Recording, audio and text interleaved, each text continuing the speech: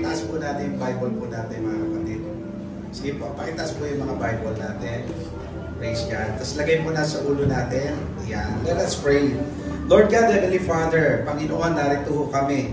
Dahil nais po namin malaman ang iyong kalooban. Sa oras na ito, Lord, as a symbol na gusto namin matutunan, Panginoon, ang iyong mga salita at ang iyong dakilang kalooban, ang mga Bible namin nakalagay sa aming mga ulo, Panginoon, bilang tanda na nais namin malaman ang kagustuhan mo para sa bawat isa. Bigyan mo kami ng bukas na pag-iisip ngayong umaga. Sa ganun, Panginoon, maunawaan namin kung anong direksyon ang dapat namin tahakin. Pagpalain mo ang gawain ito, Lord. Wala po kaming ibang hangarin sa aming puso at sa aming buhay sa gawain ito, Lord, kundi maitaas lamang ang iyong banal na pangalan. Ito ang aming samot dalangin sa pangalan ng Panginoong Yesus. Amen. Amen. Amen. Palapakan natin ang Panginoon. Praise God. Are you blessed this morning? Are you ready to worship the Lord? Did you bring your heart for Him? Okay, are you ready to dance? Parang hindi naman. Are you ready to dance? To clap? And to shout? Let us shout hallelujah! Let us shout praise the Lord! Yan, pag-isip na po ang lahat. Sabay-sabay nga po tayong umawit. Awitin po natin ang wo, oh, oh, wo, oh, oh, wo, oh, oh, wo, oh, oh. Mas malakas pa! Wo, oh, oh, wo, oh, oh.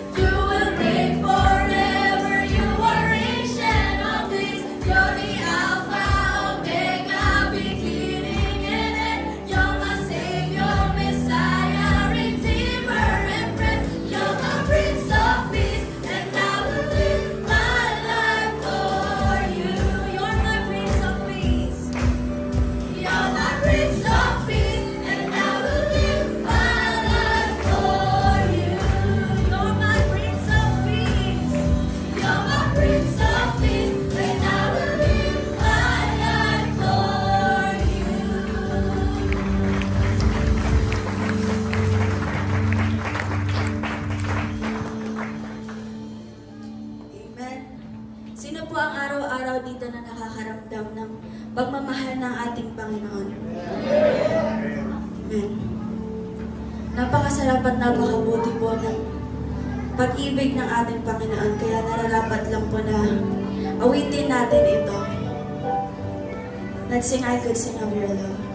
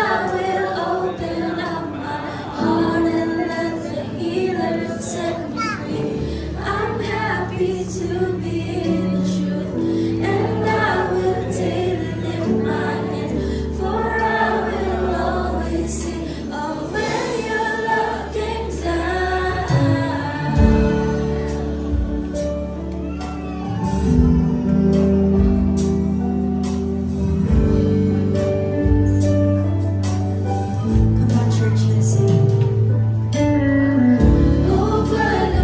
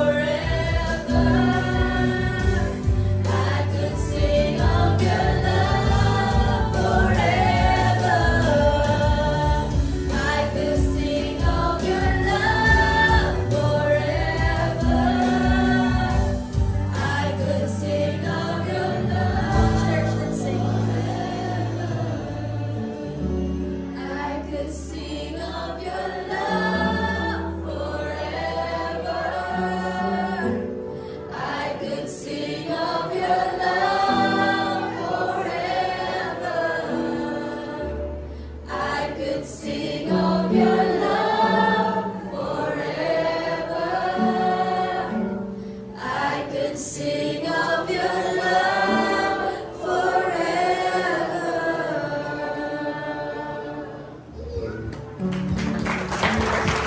Yes, Lord God.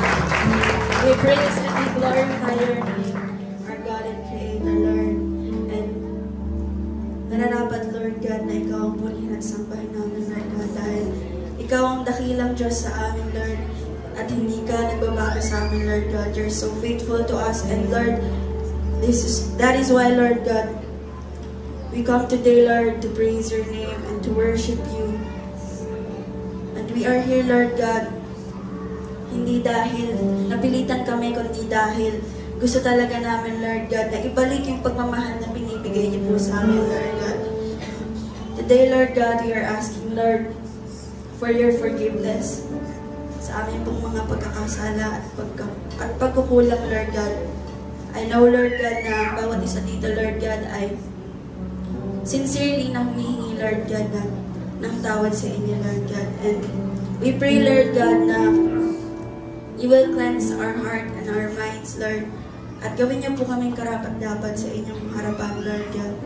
Also, Lord, we want to thank you, Lord, for this day, Lord, na binigay niya, Lord, dahil once again, Lord, binless niyo kami ng panibagong buhay, Lord God. At hindi lang po yan, Lord.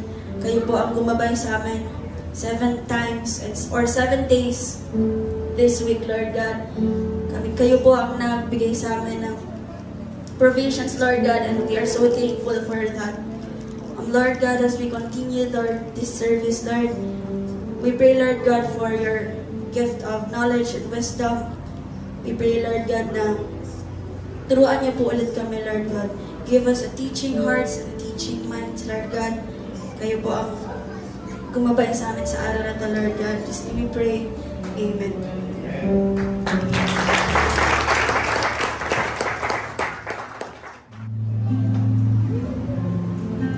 Magandang umaga po sa ating lahat. Isang pagpadang umaga po. Ihanda po natin ang ating sarili sa ating pagkikibahagi sa banal na lulang. At bago tayo manalangin, mga kapatid, ay nais kong basahin sa inyo ang makasalita ng banal na kasulatan na matatagpuan sa Romans chapter 5, verse 8 and 9. Ganito ang sinasabi. Ngunit ipinadama ang Diyos ang kanyang pag-ibig sa atin nang mamatay si Kristo para sa atin na noon tayo makasalanan pa. Verse 9. Kaya sa pamamagitan ng kanyang dugo, tayo ay napawalang sala at tiyak na maliligtas tayo sa poon ng Diyos. Ang tanong ko, mga kapatid, kung hindi namatay ang ating Panginoong Hesus Kristo, ay magkakaroon kaya tayo ng kaligtasan o mawawala tayo sa poot ng ating Panginoon? Hindi po, di ba? Pangalawa, bakit ikinalaga ang ating Panginoong Kristo na siya ay naialay ang kanyang buhay para sa atin?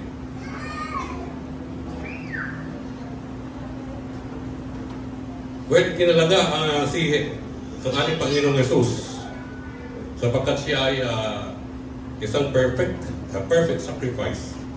Siya ay walang bahid na kasalanan, walang kapintasan, at siya ay katanggap-tanggap sa Diyos Ama upang tayo ay maligtas sa kapahamakan. Hindi pinili ng Diyos si Moises o si Apostol Pablo o Apostol Pedro sapagkat sila ay may bahid ng kasalanan. Pero sa ang ating Panginoong Hesus Kristo, siya ay isang perfect sacrifice. Kung ating bibigyan ng kung ikukumpara natin yung ginawa ni Moises sa mga Israelita, si Moises ay itinalaga ng Panginoon na bigyan ng laya ang mga Israelita from slavery sa Egypt at doon dadalhin niya sa promised land, no? Sa Israel, sa land of Canaan. Ngunit ang ating Panginoong Hesus Kristo, ay tinalaga upang tayo ay mapalaya sa kasalanan. Di po ba? At mabigyan tayo ng hindi promised land, kundi buhay na walang hanggan doon sa heaven. Yun ang pinangako ng ating Panginoon. So, napaka-ganda po,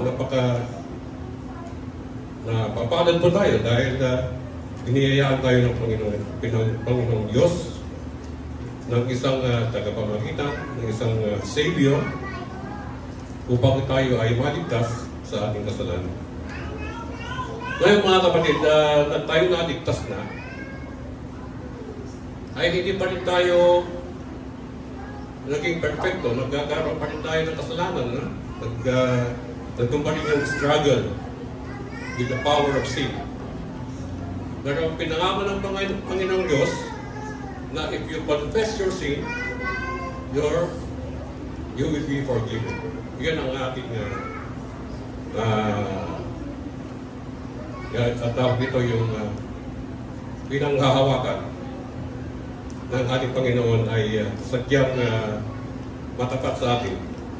At kung mayroon ka mang kasalanan, ay ihayag mo ang iyong kasalanan sa Kanya at ikaw ay Kanyang patatawarin. So sa umagang ito mga kapatid ay hilingin natin ang kapatawaran ng ating Panginoon sa pamamagitan ng panalangin. So let us pray. Heavenly Father, maraming salamat po at tunay na napakabuli po, Panginoon. Dahil lahat ng pagpapala, ng biyaya ay hindi mo pinagkait sa bawat isa, Panginoon. Despite na hindi kami karapat-dapat na tumanggap sa mga ito. Maraming salamat, Panginoon, dahil biniyayaan mo kami ng kaligtasan sa pamamagitan ng inyong bugtong na inialay ang kanyang buhay upang kami po ay maligtas malayo sa walang hanggang kapahamakan, Panginoon. Bagamat kami ay naligtas na ay nagkaroon pa rin yung struggle, Panginoon, na gumawa ng kasalanan. Subalit yung pinangako, Panginoon, na kung aming ihayag sa iyo ang aming kasalanan ay kami ay iyong papatawarin. Kaya inihayag namin kayo, mga Panginoon, kung ano man ang mga pagkakasala, kakamali na aming nagawa sa iyo, ay aming inihayag at inihiling namin ang kapatawaran, Panginoon. Lord, sa oras ito ay aming muling alalahanin ang ginawa ng aming Panginoong Kristo doon sa krus sa pamamagitan ng pagtanggap ng saro at tinapay. Panginoon, basbasan mo ang simbolo ito at naway maging kalakasan mo ng aming kaluluwa at bilang pagkilala sa takilang ginawa ng aming Panginoong Kristo. Patawarin mo namin, Panginoon, sa aming mga kasalanan. Maraming salamat po, Panginoon, sa iyong patuloy na pagpapala sa bawat isa namin. Ito ang aming dalangin sa pangalan ng aming Panginoong Jesus. Amen.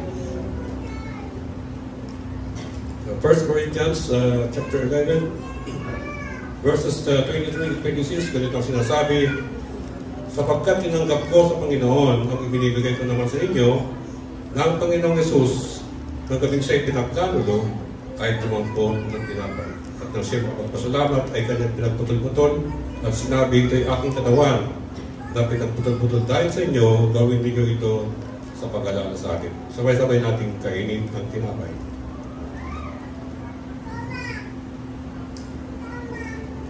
At gayon din naman, hinawakan ng saro, pagkatapos na makahapon na sinasabi, ang sarong ito ay siyang bagong tipan sa aking dugo.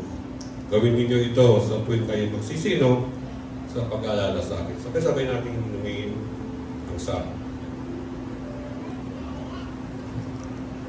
Sapagkat sa tuwing ganin ninyo ang tinapay nito at inuman ninyo ang saro, ay inihayag ang pagkapatay ng Panginoon hanggang sa dumating.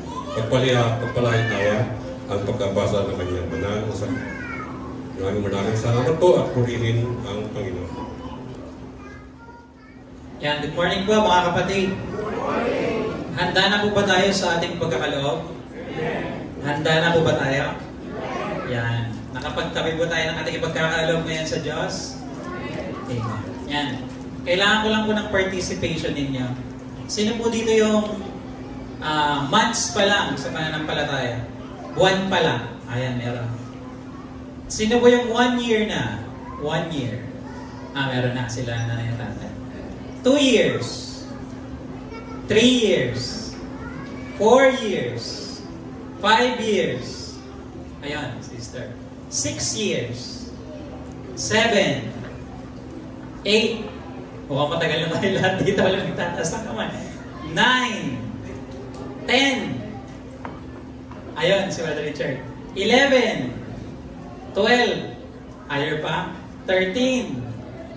14. 15. Ayun, si Brother Richard.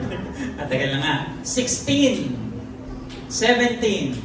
18. 19. Ay, alam ba na. 20. Ay, marami nagtataas na. 21. Meron pa ba? Ay, meron pa. 22. 23. 24. Si Brother, March. 25. Si Pastor Edwin. 26. 27. 28. Parang nagbibidding ako dito. 29. 30. Okay. Sige pa. Pero, sino po sa inyo yung matagal na nagbibigay na? 1 year na. Kung baka nagkakaloob kay Lord. 2 years, 3 years. Okay, matagal na. Pero natanong nyo ba, minsan ay sa sobrang tagal, nagtanong na ba kayo na may nangyayari ba? Natanong nyo na ba yun? Kay Lord? O kaya, parang wala namang nangyayari Lord. Parang ang tagal ko nang nandito, 1 year, 2 years, 3 years, 4 years, 5 years, 10 years. Parang ganun pa rin parehas lang. Okay. Sino po yung may alam ng kawayan? Alam niyo po yung kawayan? Yan. Yung kawayan po, mga 1 year, 2 year, pag tinanim, wala po yung tubo. Tatagal ng 5 years, di pa rin yung tutubo. Parang nakakainip na, no? Walang bunga. Okay, walang nangyari, hindi mo lang tumutubo yung sanga. Okay, pero kung tinignan niyo po ng ibang pananaw, ang kawayan po ay tumutubo palalim. Nagdidig ng roots papunta sa lupa. Bakit? Kasi pag tumubo na yung kawayan after 5 years, pagdating ng 6 months, 5 years, 6 months, biglang usbong pataas. Bakit siya matagal tumubo pataas? Kasi kung tutubo siya pataas at wala siyang ugat na malalim, siya ay matutumba kaagad. Ganon din po tayo sa ating pananampalataya. Kung hindi tayo may tatanim ng malalim, siguro, pag kunyari buwan lang or taon, parang sabi mo, galing nga. Parang naggano na ako, nagbunga. Yung pala hindi.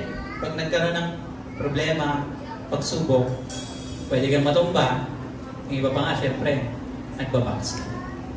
Okay. Kaya dapat, huwag tayong maging mainit.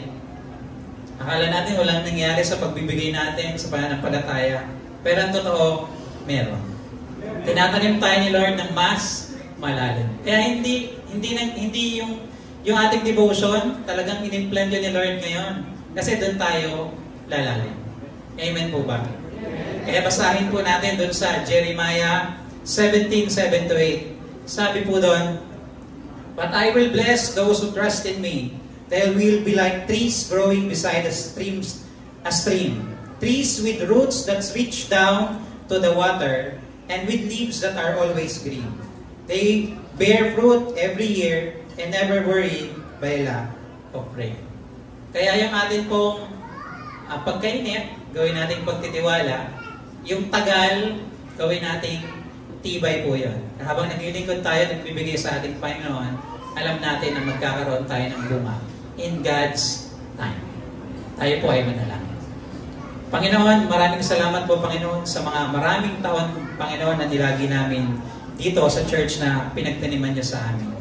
Salamat, Panginoon, dahil sa kabila ng katagalan sa aming pagkakatanim, minsan, Panginoon, akala namin ay walang nangyayari, Panginoon. Pero ang totoo, Panginoon, nandito ka, Panginoon, kami inyong pinapasagana, binibigyan ng tubig, Panginoon, upang lalo kaming lumago. Panginoon, pinapalalim niyo ang aming ugat sa inyo, sa pamamagitan ng inyong mga salita. At Panginoon, pinagtitibay niyo kami sa aming pananampalataya. Tinatanim niyo kami, Panginoon, upang hindi kami matumba dito sa aming pinagkataniman sa Church of Christ Incredible. Salamat, Panginoon, dahil sa kabila ng aming paghihintay, alam namin, Panginoon, na may pangako kayo na kami ay magbubunga sa lahat ng aming ginagawa. Sa aming mga kabuhayan, sa aming kalusugan, sa aming relasyon, sa inyo, Panginoon, sa aming mga kapwa, Panginoon. Kayo ang magpaunlad nito, Panginoon. Makita namin ito, Panginoon, na lumalago. Ngayon, Panginoon, sa mga susunod na maraming taon pa. Maraming salamat po sa lahat ng bagay na ito. Ito ay binabalik namin sa inyo sa pangalan ni Jesus. Amen.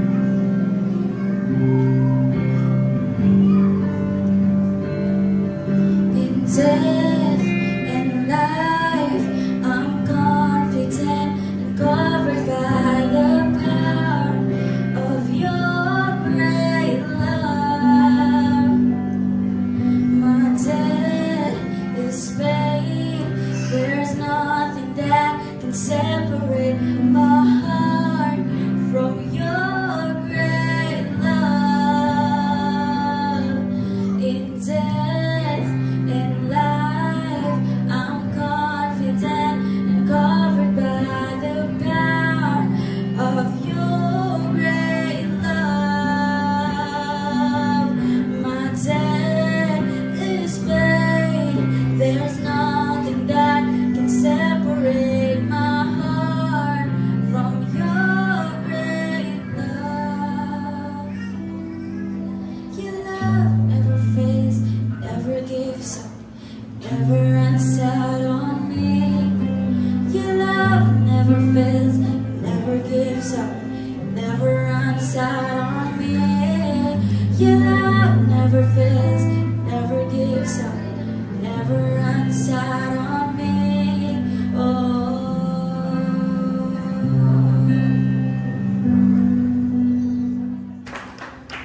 blessed mga kapatid?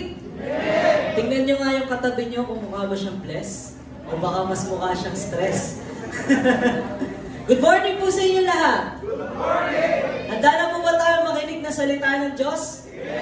Amen. Alam niyo po, napakagandang impact sa buhay ko, no? Yung pagbabasa ng Bible. Hindi lang pagdating sa kaalaman. Kasi, sa totoo lang po, tamad ako magbasa. Opo. Pero, simula po nung nabasa ko yung Bible, parang naging routine ko na po siya. Parang hindi ako makakatulog ng isang araw na hindi ako nakakapagbasa ng Biblia. Ganun yung impact niya sa akin. Hinahanap-hanap ng katawan ko po. Ano po? So, sa mga nagsisimula, ina-encourage ko po kayo. Tuloy nyo lang po yan. Kasi maraming ituturo ang Panginoon sa ating buhay. Amen? At kung handa na po tayo, tayo po tumayo. At basahin po natin ang ating Bible sa mga ngaral 12 verse 1 to 7. Ang sabi po dito, alalahanin mo ang iyong manilikha sa panahon ng iyong kabataan, bago dumating ang mga araw at taon na puno ng kaguluhan. Panahong hindi mo na madama ang tamis ng buhay. Verse 2, alalahanin mo ang Diyos bago makubli ang sikat ng araw, bago magdilim ang buwan at mga bituin, bago ka matabunan ng makapal at madilim na ulap. Verse 3, alalahanin mo siya bago humina ang iyong katawan, bago manghina ang iyong mga bisig, bago mawala ng lakas ang iyong mga tuhod. Alalahanin mo siya bago mabungi ang iyong mga ngipin, at bago lumabo ang iyong mga mata. Verse 4, alalahanin mo nga siya bago dumating ang panahon na sarado na ang pintuan at tumigil na ang tunog ng gilingan.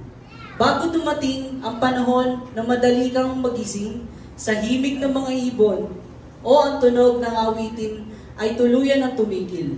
Verse 5, alalahanin mo siya bago dumating ang panahong katatakutan mong umakyat sa mga mataas na lugar. Bago dumating ang panahong hindi ka na makalakad ng mag-isa. Bago pumuti ang iyong buhok at lipasan ng pagnanasang sumiping sa binamahal. Darating ang araw na tayo pupunta sa huli nating hantungan at marami ang tatangis sa lansangan. Verse 6, darating ang araw na malalagot ang talikalang pilak na nagdadala sa ilawang ginto. Babagsak ito at madudurog. Darating din ang araw na malalagot ang tali ng timba at ito'y babagsak at masisira.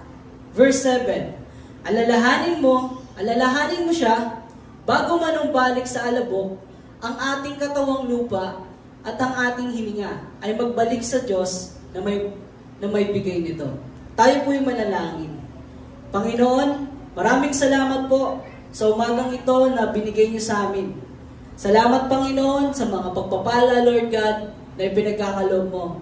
Thank you, Lord, sa buhay na binigay niyo sa amin kasi meron kaming opportunity, Lord God, to worship you and to glorify your name. Gamitin mo ang bawat isa sa amin upang maging pagpapala, Lord God, sa mga nakakasalamuha po namin. As we study your word, Lord, hindi lang po sana namin itong matutunan, kundi ito po ay magkaroon ng impact sa aming buhay. At ito po ay magawa po namin. Maraming salamat po sa pangalan ni Jesus. Amen. Pwede na po tayo maupo. Ang topic po natin ay merong pamagat na undeniable truth about time. Lahat ng bagay sa mundo ay lumilipas at kumukupas. Amen po ba? Ang halaman po nalalanta. Ang damit po natin naluluma. Ang kulay ng pintura ng mga pader kumukupas. At ito po ang realidad. Lahat ng tao tumatanda. Amen po ba?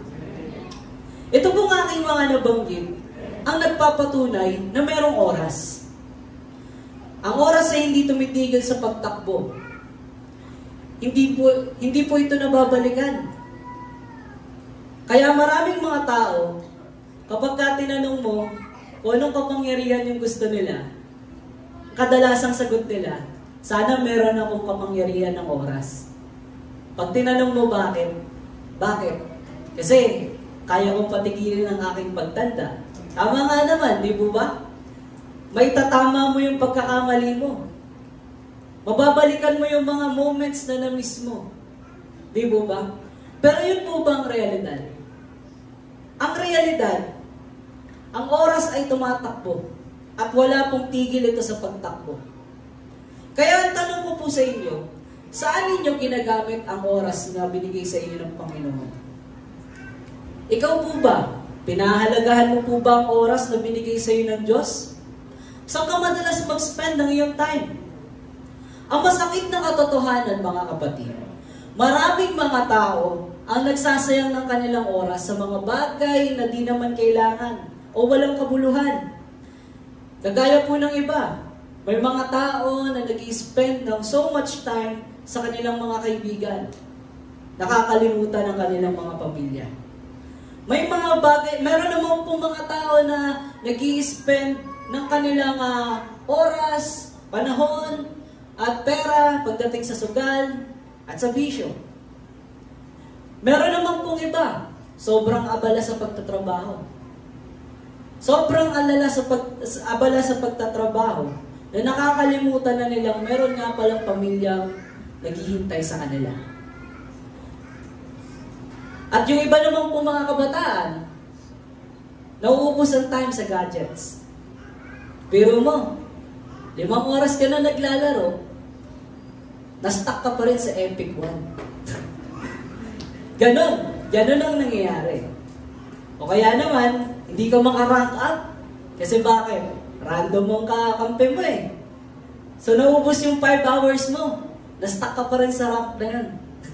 Di ba ba? Yan ang mga katotohanan ng mga tao ngayon. Ang katotohanan, marami tayong ini-spend na time sa mga bagay na hindi naman nakakatulong sa atin upang tayo mag-grow. Malungkot na katotohanan dahil nakakalimutan natin ang lahat ng bagay ay may limitasyon at hangganan. Malungkot na katotohanan dahil maraming mga tao ang humimlay na naggugol ng kanilang oras dito sa mundo at hindi kay Kristo. Kaya itong mensahe ng Diyos sa atin ang magsisilbing paalala kung paano ba natin bibigyan ng importansya ang ating buhay na kasama ang ating Panginoon at kung paano natin siya alalahanin habang tayo'y nabubuhay pa. Paano nga po ba? Unang-una, ito po ang sinasabi ng Biblia. First, alalahanin ng may likha habang ikaw ay bata pa. Sabi po dito sa verse 1, alalahanin mo ang iyong manlilikha sa panahon ng iyong kabataan bago dumating ang mga araw at taon na puno ng kaguluhan. Panahong hindi mo na madama ang tamis ng mabuhay. Bilang kabataan, gaano kakasipag sa ministry?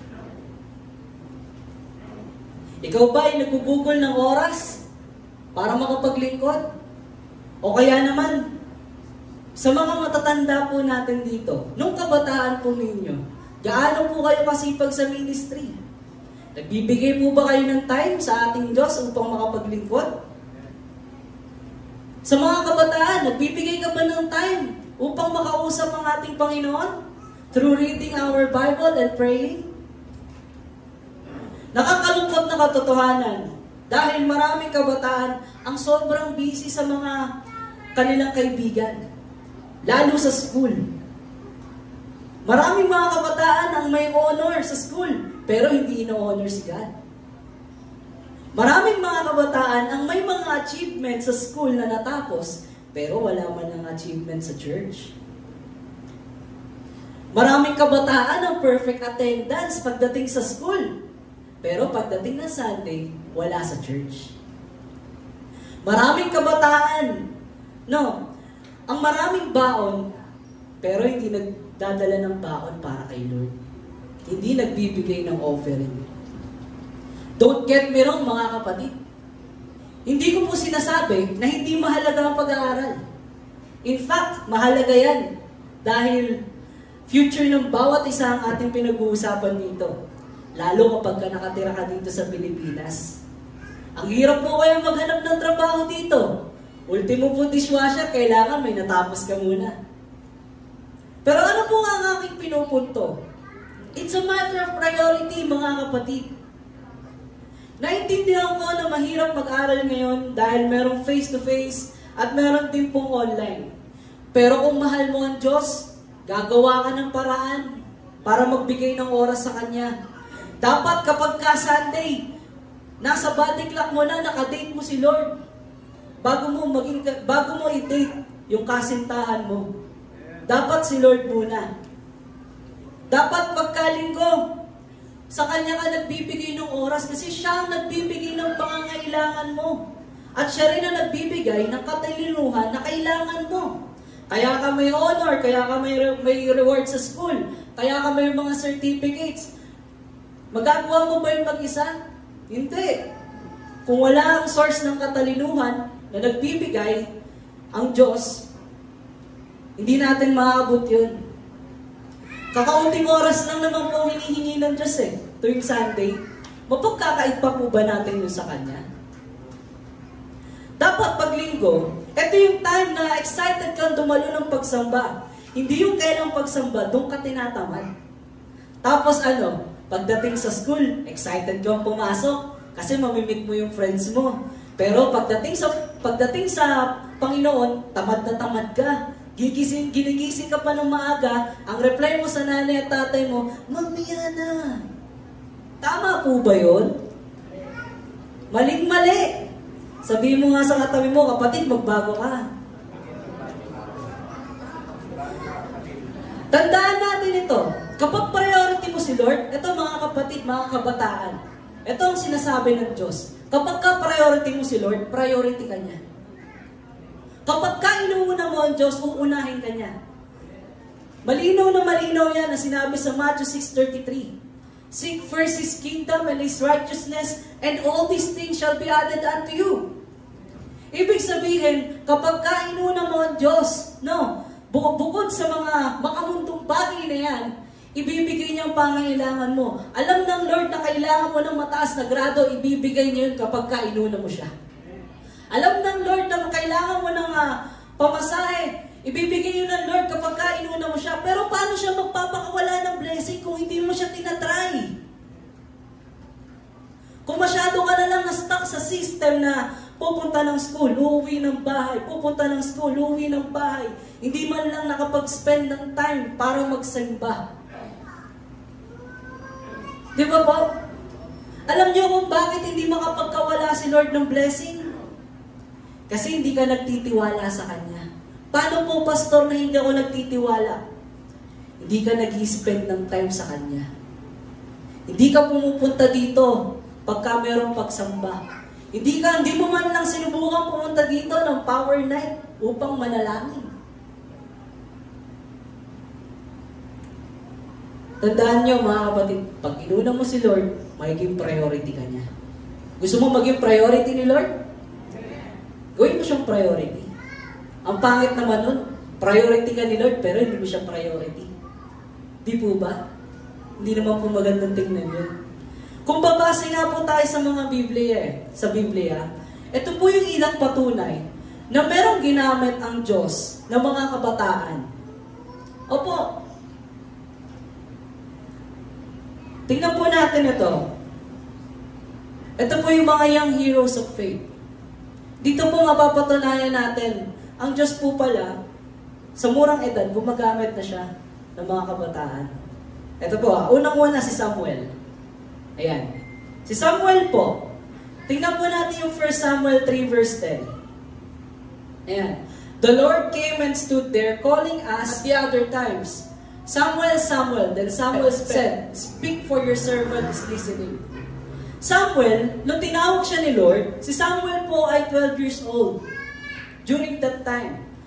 At dahil tinatawag nga po siya ni Lord, ito po yung nakasulat sa 1 Samuel 3. Ano ba? Nung tinatawag siya ni Lord, napagkamalan niya nga po na si Eli, yung tumatawag sa kanya. Kasi po, di ba, kung mababasa po natin yung 1 Samuel, ang teacher po ni Samuel ay sino po? Si Eli. So during that time, akala ni Samuel, tinatawag siya ni Eli.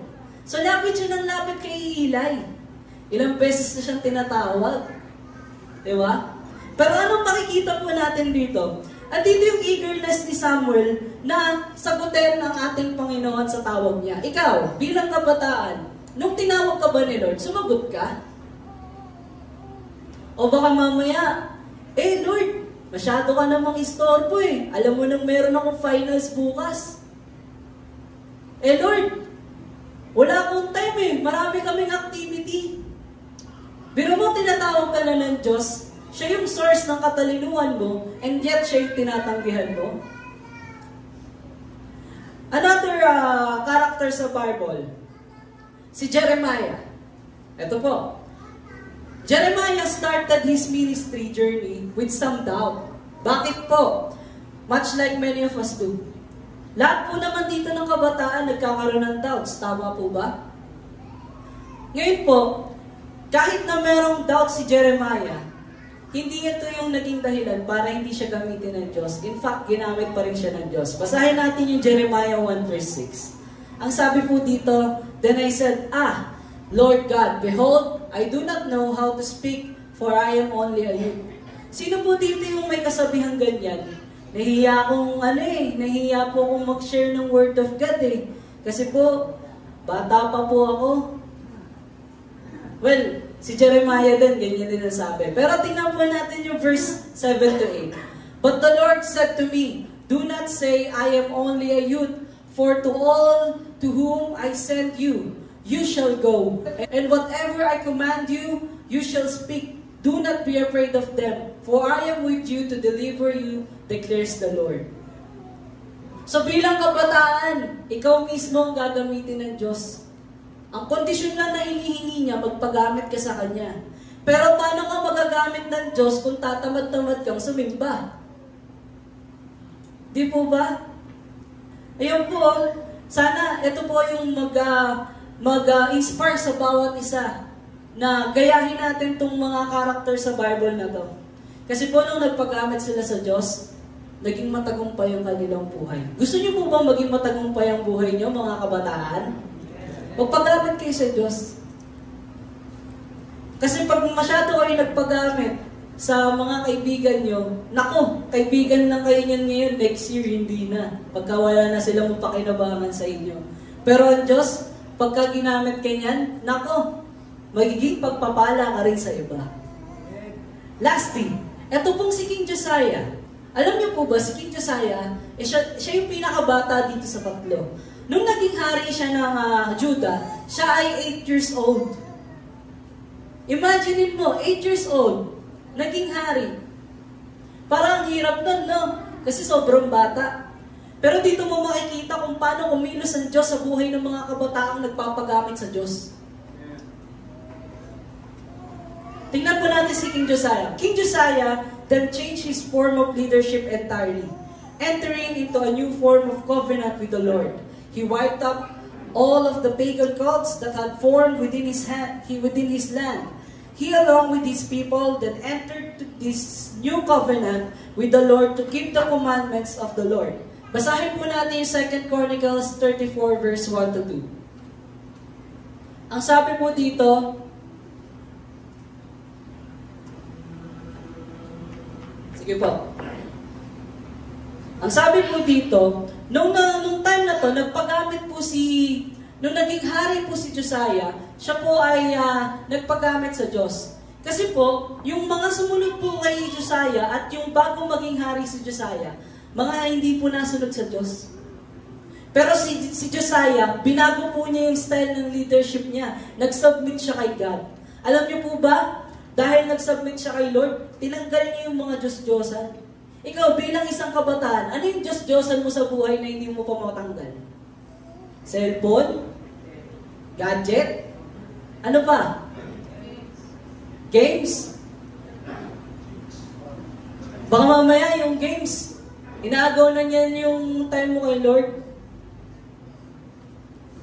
O kaya yung sobrang kaibigan, naagaw na yun yung time nyo para kay Lord. Anong ibig ko sabihin? Pag damag kang nakatambay sa tropa mo, Tapos pag uwi mo, tutulog ka na. Hindi ka man na nakapagbasa. Di ba ba? Si King Josiah, inayos niya yun. Kasi bakit? Ayaw niya kasing magkaroon ng curse sa bansa niya. Inalis niya yun.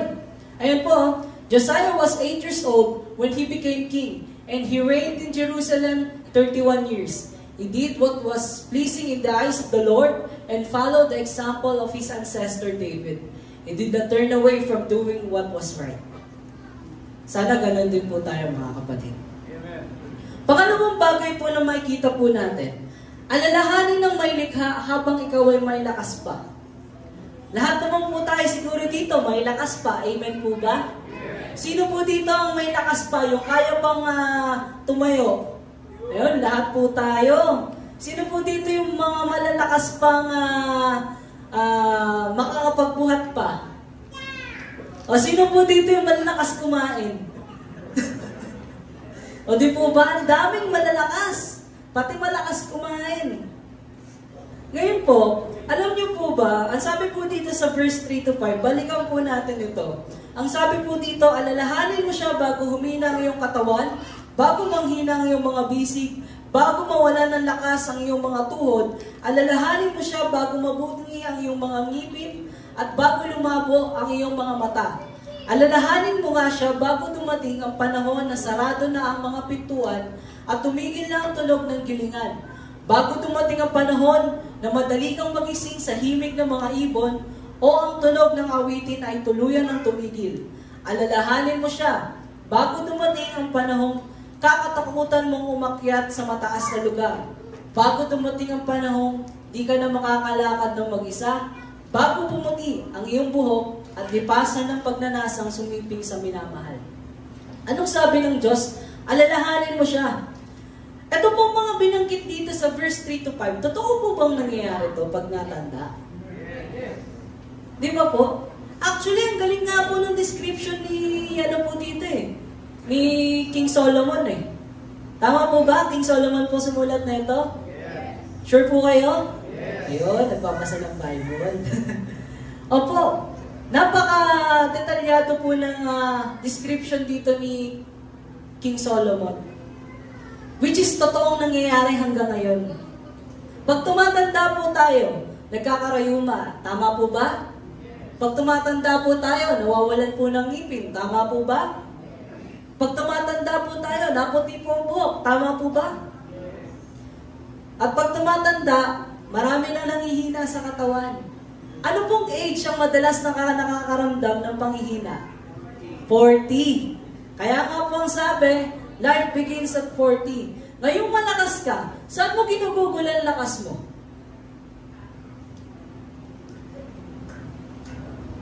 Alam niyo po, ito po ang reality. Kapag ka malakas ang isang tao, mayabang yan. Opo. Andyan yung, sige, sapakin kita mga nasa labas. Opo. Yung iba naman po, mga payabang sa mga tropa. Kasi malakas. Nagpapaligsahan kung sino yung pinakamalakas uminom. Buti na lang sa mga Kristiyano, hindi nakikipagpaligsahan dito kung sino yung pinakamalakas uminom, Aba, walang nag-i-amen. Mukhang nagpapaligsahan pa kayo ng palakasan sa inuman, Alam niyo po, maraming mga tao ang busy sa mundo. Naalala lang si Lord kapag may sakit na. Maraming mga tao ang abala sa trabaho, pero walang devotion. Maraming mga tao puro hanap buhay, pero walang hanap Diyos. Naalala lang ang mga tao ang Diyos kapag nawala na sila ng trabaho. Pastor, baka pwede mo kayo pag-pray. Bakit? Bakit po? Sasabihin ng pastor, bakit po? Ano pong pag-pray ko po sa inyo? Wala po kasi akong trabaho Di po ako makapagbayad ng bills. Pinag-pray ka ni pastor. Nagkatrabaho ka. Ang ganda ng trabaho mo. Sumi 6 digits ka. Di po ba? Ganda, 6 digits. Ang problema, nung binigyan ka ng Diyos ng trabaho, hindi ka naging active sa church. Nakakahiya kay Lord. Si Lord ang nagbigay ng trabaho sa'yo, tapos siya kakalimutan mo. Ang sipag mong magtrabaho, tawad kang umaten ng gawain. Nakakahiya po yun. Di po ba? Dapat si Lord ang inuuna mo kasi siya nag-provide yan. Hindi yung mamamalimos pa si Lord ng time mo. Imaginin mo yun. Binigyan ka ni Lord ng trabaho, tapos si Lord yung magmamalimos na, anak, bigyan mo naman ako ng time, please. Hindi po ba nakakahiya sa Diyos yun? Siya yung nag-provide, siya yung nagbigay, and yet siya yung namamalimos ng time mo. Bakit? Bakit ko po nasabi na namamalimos ang Diyos? Kasi tuwing linggo, hinahanap ka ng Diyos sa upuan na yan, wala ka. Kung saan-saan ka nagpupunta, kung saan ka abala, kung kailang linggo, doon ka nag-i-schedule ng swimming. Kung kailang linggo, doon ka nag-i-schedule ng appointments and meetings. Hindi mo man lang mabigay sa Lord. Di po ba? Paano po yan, Pastor Kit? Meron po talaga akong appointment, hindi po talaga kaya ng time ko. Sige, sabihin na po natin hindi talaga kaya ng time mo. Pero huwag mong kakalimutan, kapatid, merong online worship. Baka naman doon, hindi ka rin nakakapag-church. Alam niyo po, wala na tayong excuse ngayon sa modern times ngayon. Maraming ways to worship the Lord. Meron nga po tayong online worship eh. At tanong, sige, hindi ka naka-attend dito, no? Kasi nasa ibang lugar ka, hindi talaga kaya ng time. At tanong, nakapag-online worship ka ba? At kung nakapag-online worship ka man, sineryoso mo ba? O baka naman mamaya, nag-online worship ka, may ginagawa ka naman. Alam niyo, mga kapatid, huwag niyong hayaang mamalimos si Lord ng time niyo. Dapat, all the more, sipagan ninyo sa gawain. Sipagan ninyong manalangin. Sipagan ninyong magbasa ng Biblia. Kasi siya nagbigay ng trabaho sa iyo. Alam nyo, binigay ng Diyos ang trabaho para, syempre, magamit natin sa family natin, sa pangailangan natin, sa pagbabayad natin. Alam nyo kung anong main purpose kung bakit binigyan kayo ni Lord ng trabaho? Para magamit mo sa kaharian niya. Yun ang main purpose niyan. Para wala ka ng excuse pag pupunta ka ng Sunday at wala kang pamasahe. Biro mo, through your work, meron kang pamasahe, pero tinatamad ka magsimba. Dapat hindi ganun, kapatid.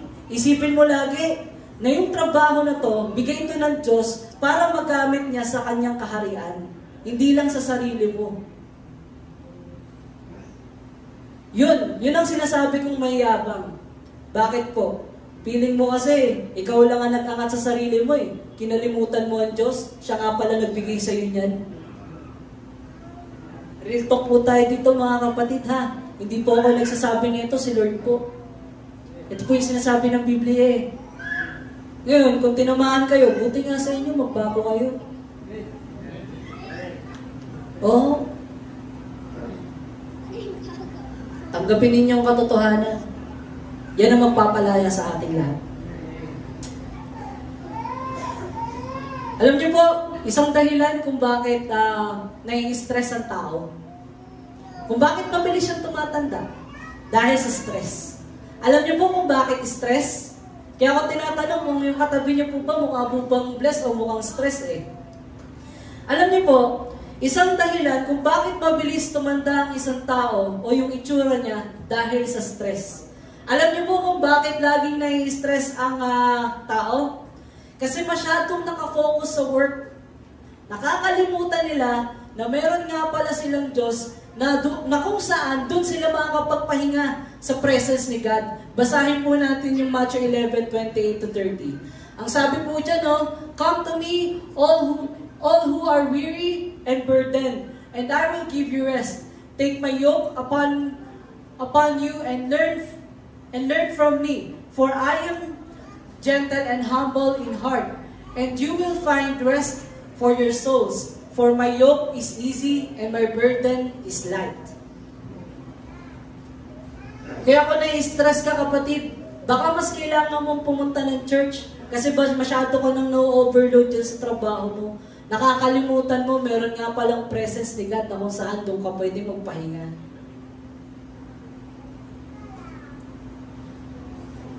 Huwag po nating hayaang kainin ng mundo yung oras natin. Huwag mong intayin, kapatid, na mag-church ka lang kapag ka meron ng 6 na tao ang bumubuhat sa'yo. Ibig sabihin nun, patay ka na. Payag po ba kayo nun? Makaka-attend lang kayo ng church? Dahil may buhat-buhat na sa inyong 6 na tao? Huwag mo natin hintayin yun. Habang malakas ka, maglingkod ka sa Diyos. Opo, yung lakas mo, gamitin mo sa paglilingkod, hindi sa pag-inom. Opo, gamitin mo yung lakas mo sa pagsaserve. Hindi sa pagtaya sa wedding, sa loto, sa pagsusugal. Doon yung gamitin yung lakas niyo. And lastly po mga kapatid, pangatlo pong bagay. Ang sabi po dito, alalahanin ng may likha habang ikaw ay may buhay pa. Ito ang reality na hindi po matatakasan ng sino man. Ang kamatayan. Darating ang panahon na ikaw ay tatanda, manghihina, at hihimlay. Paano pagdating mo sa kabilang buhay? Tanungin ka ni Lord, anak, tanungin lang kita, saan mo ginamit ang oras na binigay ko sa iyo nung nabubuhay ka ba? What if, pag namatay ka, lumapit sa'yo si Lord, anak, saan mo ginamit yung oras na binigay ko sa iyo nung buhay ka pa? Anong isasagot natin sa Diyos? Masasagot, pagka tinanong ka ba ni Lord na ginamit mo ba yung oras mo para sa akin, masasagot mo ba siya ng oo? O baka mamaya, pag tinanong ka ng gano'n ni Lord, kakamot-kamot ka sa ulo kahit na hindi makate. Kasi bakit? Guilty. Imagine niyo, paano kung gano'n? Paano kung tanungin ka ni Lord pagdating ng araw? Saan mo ginamit yung oras mo? Kaya ngayon, maging wake-up call sa atin to. Habang may oras ka, habang may buhay ka, gamitin mo sa Diyos. Alam niyo po, bago mamatay ang isang tao, ano po ba yung madalas niyang hanapin? Madalas po ba niyang hanapin yung bank manager niya? Oh, mamamatay na ako. Tawagin mo yung bank manager. Kasi mamamatay na ako. Meron mo bang ganon? O kaya naman, kunin mo yung mga medalya ko, mamamatay na ako. Meron mo bang ganon? Pag malapit na mamatay? O kaya naman, kunin mo yung kotse ko, yung lupain ko, mamamatay na ako. Ganun, yun po ba ang hinahanap ng tao pag mamamatay na siya? Ang isang taong malapit na mamatay, ang pinapatawag niyan, yung pamilya niya. At yung pastor. Opo. Kaya yung iba, yung pari. Pinapatawag po nila yan. Para po ipanalangin sila. Malungkot lang isipin. Ito po naiisip-isip ko lang. Yung mga taong ganun, yung malapit na mamatay, pinapatawag lang nila yung pastor, yung pamilya, pag malapit na sila mamatay. Pero nung malakas, nakapokus sa mga material na bagay. Pagka in-encourage ni pastor, uy, brother, nami-miss ka na ni Lord. Huyo si pastor sa kanya. Pero nung malapit na siyang mamatay, ang hinahanap niya si pastor. Sana bilang isang Kristiyano, lagi mong i-spend yung time mo, nakasama ang pamilya mo nung naglilingkod sa Diyos. Kasi masakit yung mag-isa ka lang papasok sa langit, tapos yung pamilya mo hindi mo na isama. Di mo ba? Habang malalakas kayo as a family, simulan ninyo sa tahanan nyo, maglingkod kayo sa Diyos. Kailangan po ba na dumating po yung punto ng kamatayan sa loob ng pamilya bago nyo maalala na meron nga palang Diyos?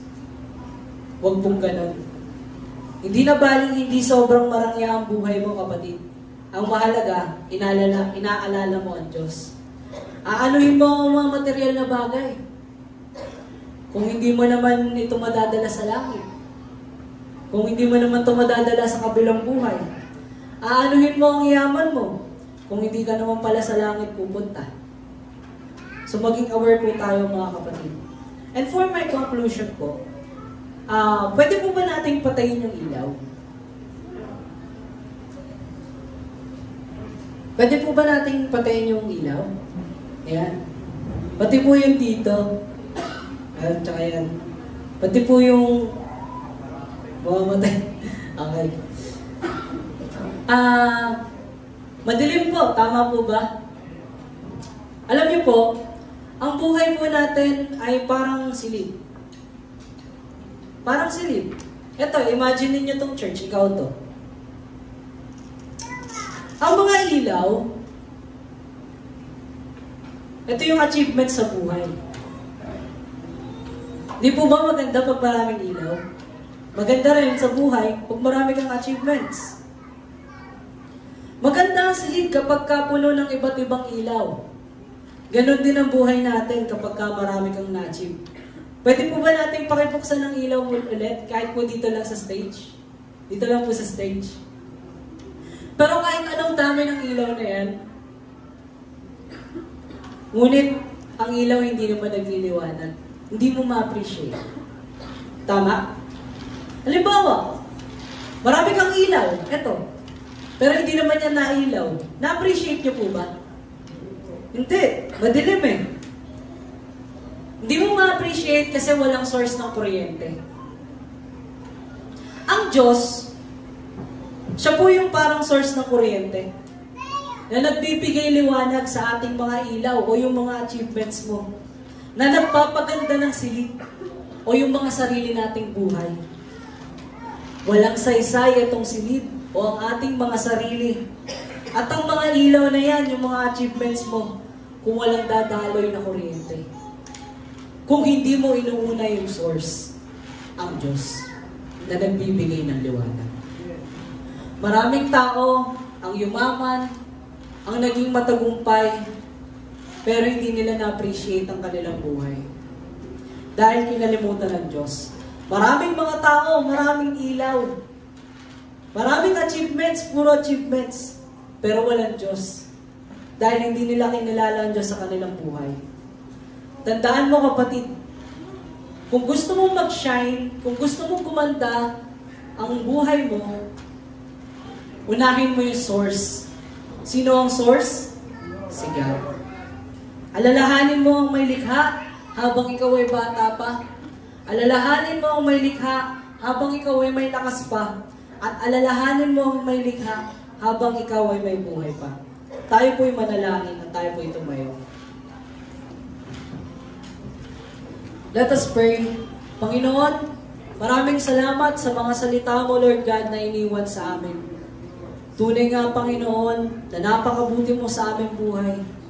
Thank you, Lord God, sa reminder na binigay mo po, Panginoon. Nawa, Panginoon, ang aming lakas, ang aming buhay, ay huwag namin mapagkait sa inyo. Kundi, Lord God, patuloy namin itong magamit para sa inyong glory. We thank you, Lord, and we love you. In Jesus' name, amen.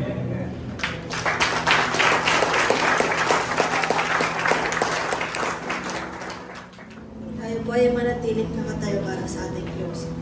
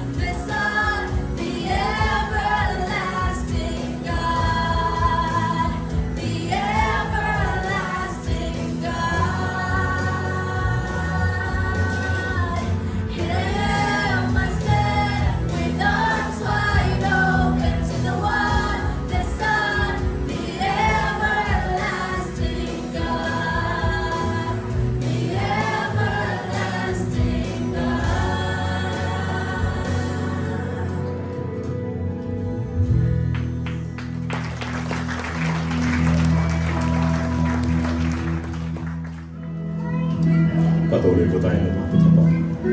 Ama namin Diyos, Diyos mo na ba makapangyarihan sa lahat? Muli po sa umagang ito kami po ay nagpapasalamat na pagkatunay na nakakatuti mo.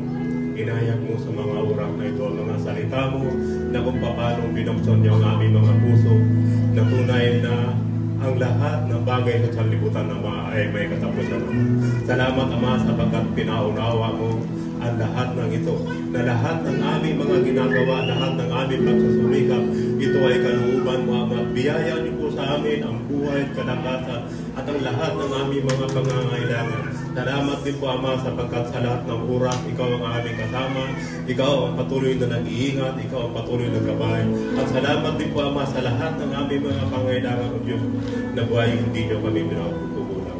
Salamat din po Ama sa karunungan, sa paghahanap buhay na ikaw ang patuloy nagbigay ng kalakasan. Salamat din po Ama na kung paano ang hanap buhay ng bawat isa, ikaw ang nagbigay ng katagumpayan. Subalit sa oras na ito, pinapaalala niyo po sa bawat sa amin na ang lahat ng ito ay may katapusan. Aming dinadalangin sa iyo sa umagang ito na ang bawat isa sa amin Ama na maging priority ang pagbabasa ng banal ng kasulatan. Sapagkat sinabi niyo sa banal ng kasulatan, ito ang ilaw, ito ang magtuturo sa amin upang saan man kami paruroon, kami ay magtatagumpay at kami ay tutungo sa landas na hindi kami mapapahamak. Aming pinapasalamat ang mga salita mo Ama, ipinaunawa mo na ang aming buhay ay marapat na patuloy na maglingkod sa iyong dakilang pangalan. Sa oras na ito, sa aming paglabas sa bahay sambahan, patuloy mo namin pinagkatiwala ang bawat isa sa amin na kami ay iyong samahan sa lahat ng aming paruroonan, ingatan sa lahat ng aming mga lakad. At lubusan po namin pinagkatiwala sa iyo Ama, mga kapatid namin na may karamdaman na hindi po nakarating sa bahay sambahan. O Diyos na buhay, ipuhin niyo po sila na iyong pagpalang kamay upang sa mga darating na pagsamba ay muli namin silang makasama. At amin din po lalapit sa iyo sa umagang ito mga kapatid namin sa pananampalataya, maging ang mga nandito sa dakong San Pedro, sa nasa abroad, ay hinihiling po namin sa iyo, Diyos na buhay, ang iyong dakilang pangalan ay patuloy na mag-iingat sa kanila at patuloy na maggabay sa lahat ng kanilang paruroonan.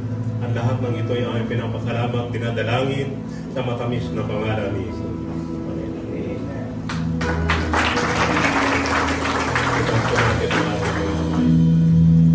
Sa isang Diyos na ating tagapagligtas, sa pamamagitan ni Kristo na ating Panginoon, ay sumasa Kanya nawa ang kaluwalhatian, ang karangalan, ang paghahari at kapangyarihan sa kaunaan ng panahon, ngayon at magpakailan. Amen.